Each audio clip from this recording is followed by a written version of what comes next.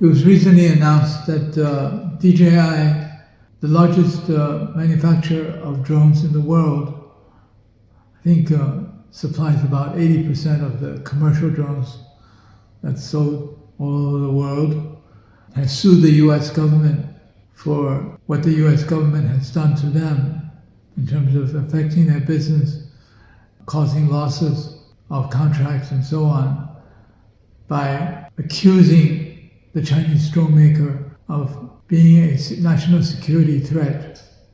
Now, it's known that even the US Pentagon, Defense Department, buys drones from DJI. Now, how can you be a national security threat if your Defense Department clears it as not being a national security threat? And the impact of this on DJI's business is significant, because basically be put on a list of unsafe products that constitute a national security threat would obviously impact on its business. And it's probably going to happen that the US will start pressuring their allies, mainly Western countries, to start imposing restrictions on DJI as well. Now, this is what happened with Huawei. With Huawei came bouncing back. It was very hard work, a lot of R&D, and making major advances in chip technology and design technology. Huawei has come bouncing back. In fact, the latest phone by Huawei, the triple fold phone, has been such a hit that people are waiting online for weeks and months to get it.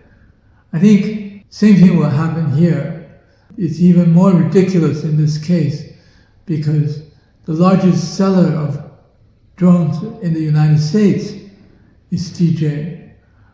And it's very easy to determine whether or not the drone has backdoor, the drone has national security threats, and so on and so forth. Now, if you're importing this, you can check it any time. Spot check the product to see if there are such threats. If there aren't, then it's really justified for DJI to sue the US government for damaging their business and detracting from positive business reputation. I think it's really getting kind of ridiculous what the US is doing. Maybe there's something to do with the elections. The government has to appear as if they are really tough on China. They're going to crack down on China and so on. What it comes down to is, in this case, in this specific case, it's not really protectionism in the traditional sense of protecting your own industry. It's just China bashing, because there aren't any competitors that comes close to what DJI does on a global basis.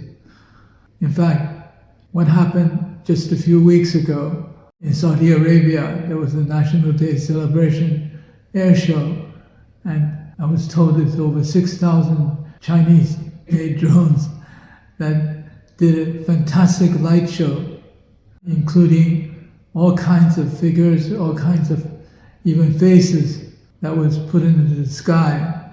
It's really unfortunate that what the US is doing is once again, in order to do China bashing or containment of China, is coming out with ridiculous arguments of national security without any proof whatsoever.